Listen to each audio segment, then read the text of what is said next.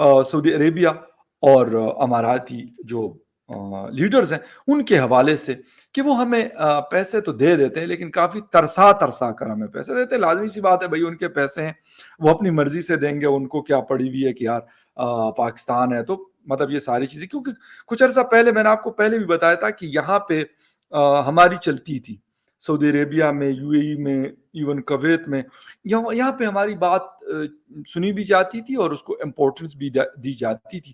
لیکن اب پچھلے اگر 5-7 سالوں سے یا 10 سالوں سے دیکھیں تو اس میں ایک بہت بڑا شفٹ آیا ہے. جے ہند دوستو, پاکستان بریکنگ نیوز چینل میں آپ سبھی کا ہاردک سواگت. عرب دیشوں کا اب پاکستان کے اوپر رتی بھر بھی بھروسہ نہیں رہا ہے. جہاں پر عرب دیش پاکستان کو پیسے دینے سے ہچکچا رہے. شہباز شریف ہر ایک عرب دیش کے پاس جا کر پیسے مانگ رہے, پر پھر بھی عرب دیش انہیں پیسے نہیں دے رہا ہے. تو کیا عرب دیشوں کا پاکستان کے اوپر سے بھروسہ اٹھ گیا ہے؟ جہاں پر عرب دیش پوری دنیا میں انویسٹمنٹ کر رہے, جہاں پر بھارت بھی ایک دیش ہے, انہوں نے کشمیر میں بہت بڑی انویسٹمنٹ کی ہے. عرب دیشوں کو پتہ ہے کہ جس دیش میں انویسٹمنٹ کرتے ہیں اس دیش سے انہیں فائدہ ملتا ہے, پر پاکستان کے ساتھ ایسے دیکھنے کو نہیں ملتا. اس لیے وہ پاکستان میں انویسٹمنٹ نہیں کرتے, نہ کہ ان کے پرائم منسٹر کو اتنی عزت نہیں دیتے جتنا وہ باقی دیشوں کے پرائم منسٹر کو دیتے ہیں. پہلے عرب دیشوں کا اور پاکستان کا بہت ہی گہرا رشتہ تھا, پر اب ایسا دیکھنے کو نہیں ملتا, کیونکہ پاکستان ہمیشہ مانگتا ہی ہے, کسی دیش کو کچھ دیتا نہیں ہے. اس لیے عرب دیشوں نے اب پاکستان کے ساتھ اپنا ناطہ توڑنا شروع کر دیا ہے. اس لیے وہ کوئی بھی پاکستان سے آئے انہیں پیسے یا کچھ بھی نہیں دیتے. تو کیا عرب اور پاکستان کا رشتہ پوری طرح ٹھپ ہو جائے گا؟ کیونکہ دیکھے تو ایسا ہی لگ رہا ہے. ایسے ہی ویڈیو کو انتم تک دیکھتے رہیے, لائک کیجئے, شیئر کیجئے اور سبسکرائب کیجئے ہمارے چینل کو, اور بیل آئیکن دبانا بالکل بھی نہ بھولیں. اور آپ کی جو بھی رائے ہے وہ کمنٹ باکس میں ضرور دیں. دھنیہ واد. اب آتے ہیں جی پاکستان کے پرسپیکٹیو میں کہ ان میں کیا کیا اپس اینڈ ڈاؤن رہی. اچھا, مڈل ایسٹ انسٹیٹیوٹ کی ایک رپورٹ ہے, واشنگٹن کے مڈل ایسٹ انسٹیٹیوٹ کی ایک رپورٹ ہے کہ پاک سعودیہ تعلقات کا جائزہ لیتی ہے. تو اس کے مطابق پاک سعودی تعلقات ایک دم سے ایسے نہیں ہوئے, اس میں پوری ایک دہائی سے زیادہ وقت لگا ہے. 2008 میں پاکستان پیپلز پارٹی کے دور سے یہ تعلق بدلنا شروع ہوا. نواز شریف دور میں تھوڑا سنبھلا لیکن پھر بدل گیا, جبکہ عمران خان کے دور میں بھی یہی ہوا کہ ذرا سنبھل کر پھر خراب ہوا. سابق سعودی جو انٹیلیجنٹ چیف تھے ترکی الفیصل, وہ کہا کرتے تھے کہ پاک سعودی تعلقات بے مثال ہے, یہ دنیا میں دو ملکوں کے درمیان سب سے زیادہ مضبوط تعلقات ہے, اور کسی باہمی یعنی جوائنٹ کوئی جسے کہتے ہیں کہ کوئی ایگریمنٹ کے بغیر ہے. اب سعودی عرب میں بہت سے پاکستانی دوست شہزادے سائیڈ لائن ہو چکے ہیں. امارات اور سعودی عرب میں نئی قیادت پاکستان سے پوچھتی ہے کہ آپ کے پاس ہمارے لیے کیا ہے, یعنی ہمارا کیا فائدہ ہے. جب محمد بن سلمان پاکستان آئے تو $20 ارب کی سرمایہ کاری کی بات ہوئی.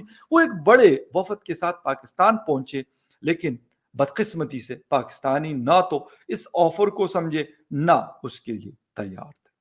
ہمارا مسئلہ یہ ہے کہ ہم کہتے ہیں کہ یار ہمیں کچھ نہ کچھ دے دیا جائے اور اس کے ساتھ جو ہے پھر ہمارا سارا جو سین ہے, سارا جو سسٹم ہے وہ چلتا رہے.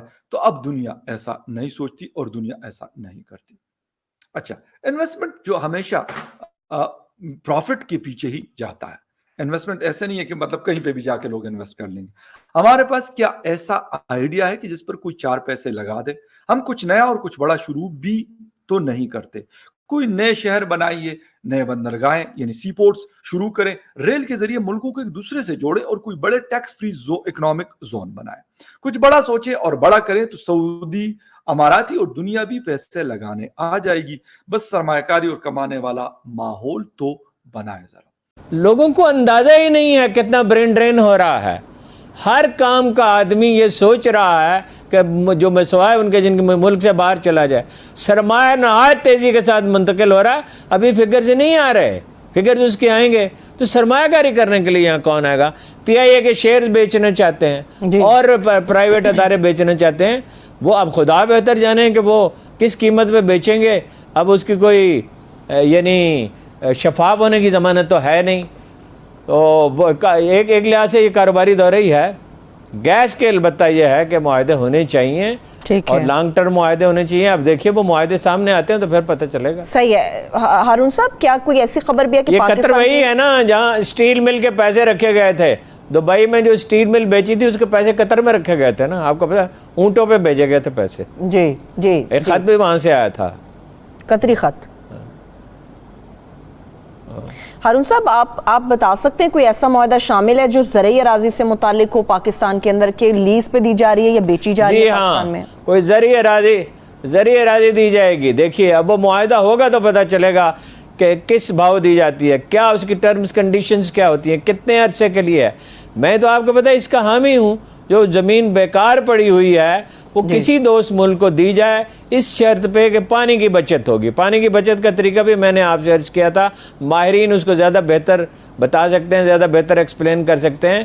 कि फ़र्ज़ कीजिए 1 लाख एकड़ आपको देते हैं किसी को, उन्हें ज़रूरत है सब्जियों की, अनाज की और फलों की ज़रूरत है, और बाहर से ज़ाहिर है ये सब कुछ दरामद किया जाता है। सिर्फ कतर में नहीं, दूसरे अरब ममालिक में भी बेशतर में यही हाल है।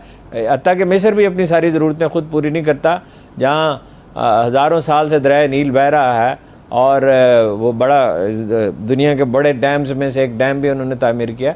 सऊदी और अमाराती कमाई देखते हैं तो इंडिया में भी सरमायाकारी करते हैं, और जंग आजमा पाबंदियों के शिकार रूस में भी सरमायाकारी यानी इन्वेस्टमेंट करते हैं, जबकि तवाज़ुन रखने को अमेरिका में कई गुना ज्यादा पैसा लगा देते हैं। दूसरी तरफ हम हैं कि 1-1 और 2-2 अरब डॉलर की इनकी तरफ फेरे मारते रहते हैं कि जो दे उसका भी भला, जो ना दे उसका भी भला, क्योंकि हम मांगते हैं और इनको कमाने का मौका और आइडिया नहीं देते।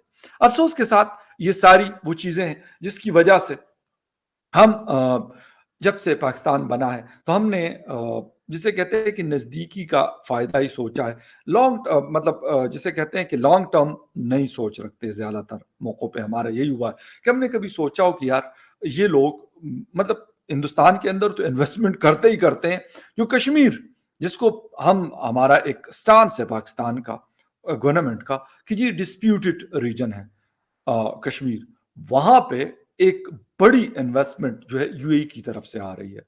वो आपके इंफ्रास्ट्रक्चर में हो, वो वहां पे हाउस एंड बिल्डिंग में हो या और किसी चीज में हो, तो वो लोग क्यों आ रहे हैं? वो वजह ये इसीलिए आ रहे हैं कि उनको पता है कि यार इस मार्केट से लोग यहाँ पे अगर हम पैसा लगाते हैं, अगर $2 मिलियन लगाते हैं तो उससे हमें जाके मतलब अगर ज्यादा नहीं तो $0.5 मिलियन का तो प्रॉफिट हो गई होगा, क्योंकि लोगों के पास परचेजिंग पावर है। एविएशन इंडस्ट्री के ऊपर मैं एक रात को रिपोर्ट पढ़ रहा था हिंदुस्तान के हवाले से कि तीसरी बड़ी एविएशन हब के तौर पे जाना जाता है हिंदुस्तान, और सबसे ज्यादा फ्लाइट जो हिंदुस्तान के मुख्तलिफ सिटीज से उड़कर जाती हैं तो दैट इज यूएई। तो ये बात सोचने की है कि मतलब एविएशन इंडस्ट्री भी यकीनन, जिसमें एमिरेट्स और इत्तेहाद जैसी एयरलाइन रखता है यूएई, तो वो अरबों डॉलर तो वो सिर्फ वहां से कमा रहे हो। ये इस तरह की और बहुत सारे मौके ऐसे हैं। अच्छा, इसके अलावा इंटरनेट का इंफ्रास्ट्रक्चर है या और बहुत सारी ऐसी चीजें कि वो एक बड़ी जबरदस्त किस्म की मार्केट है। लोग एजुकेशन की तरफ ज्यादा जा रहे हैं। दूसरा बात यह है कि जो पॉवर्टी है वो कम हो रही है, लोग मिडिल क्लास में शामिल हो रहे हैं। मिडिल क्लास जो है अपर मिडिल क्लास की तरफ मूव कर रहे हैं, और जो अपर मिडिल क्लास है वो अपर क्लास की तरफ जा रहे हैं। तो यकीनन उनके लिए फिर बड़े बड़े जो शॉपिंग मॉल्स हैं, बड़े बड़े जो रेस्टोरेंट्स हैं, बड़े बड़े दूसरी चेन्स हैं, वहां पे वो इंटरेस्ट लेते हैं। तो वहां पे इन्वेस्टर आता है, पैसा कमाता है, वहां पे भी लगाता है और अपने घर भी लेके जाता है।